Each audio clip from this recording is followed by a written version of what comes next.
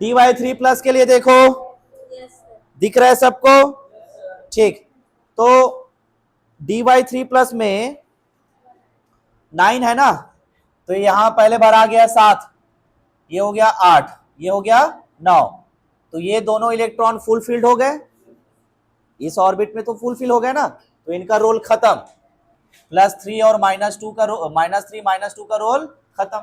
लेकिन बाकी तो अनपेयर्ड है ना, -1 0 में, इसमें अनपेयर्ड है कि नहीं? तो नोट करोगे इसको, तो कौन कैंसिल हो रहा है? -1 और +1, कितना मिला? 5। कितना मिल गया? 5। 5 मतलब टर्म से वो कितना, एल की वैल्यू अगर 5 मिल गया तो कितना मिला? H। किससे रिप्रेजेंट करोगे इसको? H से। अब नंबर ऑफ अनपेयर्ड इलेक्ट्रॉन कितने हैं यहाँ पे? 1 2 3 4 5, तो n की वैल्यू 5, तो यहाँ पे कितना हो जाएगा? 5/2। ठीक है, लेकिन मोर देन हाफ फील्ड के लिए J की वैल्यू क्या होता है? L+S। कितना होता है? L+S। L की वैल्यू 5 है और S की वैल्यू 5/2, कितना मिलेगा? 15/2। टर्म सिंबल कितना हो जाएगा? 5/2 है, तो 6, सॉरी मल्टीप्लिसिटी कितना मिलेगा? 6 मिलेगा।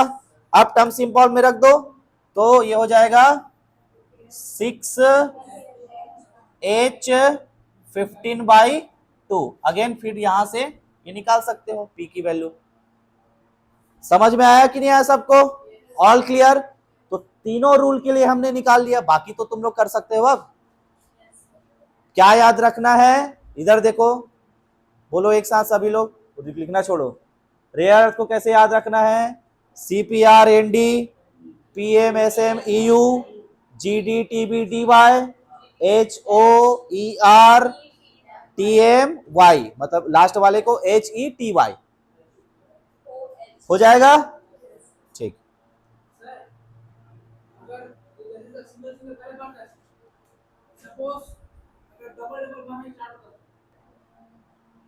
ठीक है, देखो इधर पे। अब तो ये जो टॉपिक पढ़ा हम लोगों ने रेयर अर्थ आयंस करके, अगर ये आपको 6 नंबर या 8 नंबर में पूछ रहा है तो सिंपल जो थ्योरी लिखे थे है ना, उसके बाद में टेबल बनाए, इसके कॉन्फ़िगरेशन कितना 3 4 या 3 से 5 एलिमेंट को लेना, उसके कॉन्फ़िगरेशन, टर्म सिंबल और उसके पी वैल्यूज को याद रख ले रहना, उतने को चुपचाप लिख देना, काफी है उतना।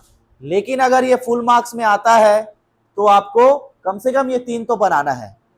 इधर पे कोई थ्योरी नहीं है, ये अभी अपन समझ रहे हैं, एक्सप्लेन कर रहे हैं करके टाइम लगा। इसको जब बनाने जाओगे तो मात्र 1 मिनट या 2 मिनट लगेगा और तुम इसको लिख के रेडी कर डालोगे। क्लियर है? समझ में आ रहा है कि नहीं आ रहा है? तो कितने नंबर में पूछा जाएगा और कितना लिखना है, क्लियर है कि नहीं है? तो मैंने दोनों तरीके से बता दिया, शॉर्ट कम नंबर में पूछेगा उसके लिए भी, और पूरा फुल मार्क्स में पूछ देगा उसके लिए भी। क्लियर है? अब तुम चाहो तो अगर 8 नंबर या 6 नंबर में पूछा है तो कोई एक सा एग्जांपल भी देके कैलकुलेट करके दिखा देना, कोई दिक्कत नहीं। लेकिन यहाँ पे P की वैल्यू निकालना तुम लोग की रिस्पॉन्सिबिलिटी। क्लियर है?